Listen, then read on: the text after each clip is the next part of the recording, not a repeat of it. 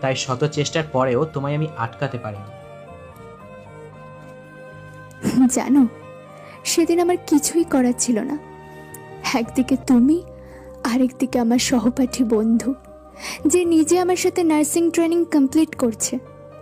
আর তুমি তো তখনও কিছুই করতে না, করতে চেয়েছো, কিন্তু আমি জানতাম না তোমার বেকার জীবন কবে শেষ হবে আর কবে আমরা এক হতে পারবো। সেসব ভেবেই আমি সেদিন আর পারিনি।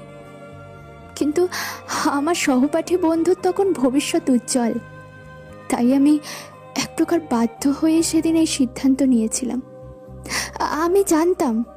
আমি জানতাম তুমি আমায় অনেক ভালোবাসো, অনেক সুখে রাখবে আমায়। কিন্তু সব সুখ ভালোবাসা দিয়ে পাওয়া যায় না। এমন কিছু প্রয়োজন আছে যেগুলো মেটানোর জন্য টাকার দরকার হয়। আমরা সারা জীবন তো আর এরকম থাকবো না। আমাদেরও ছেলে মেয়ে হবে, তাদেরও তো একটা ভবিষ্যৎ আছে। এই সমস্ত কথা ভেবেই সেদিন আমি তোমার ভালোবাসার কাছে হার মেনে নিয়েছিলাম।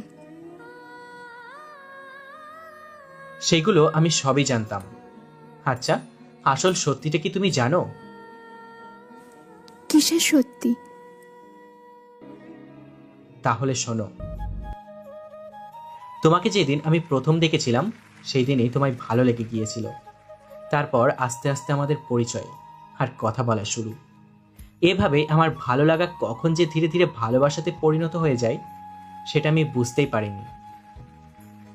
একদিন তোমায় আমার ভালোবাসার কথা জানালাম, তুমিও আমায় অ্যাকসেপ্ট করে নিলে। এভাবেই শুরু হলো আমাদের গল্পের নতুন একটা অধ্যায়।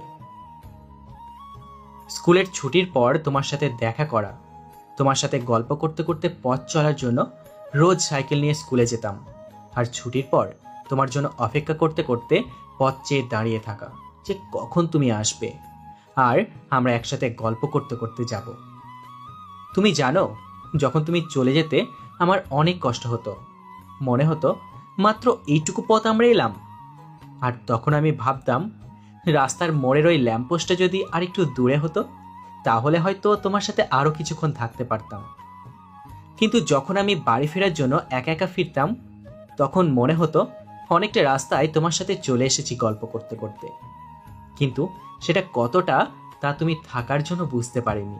সেটা তখন বুঝতাম যখন আমি একা একা ফিরে আসতাম। এভাবেই কেটে গেল সেই বছরটা। আমাদের মাধ্যমিক পরীক্ষাও শেষ হয়ে গেল। তারপর রেজাল্টও বের হলো।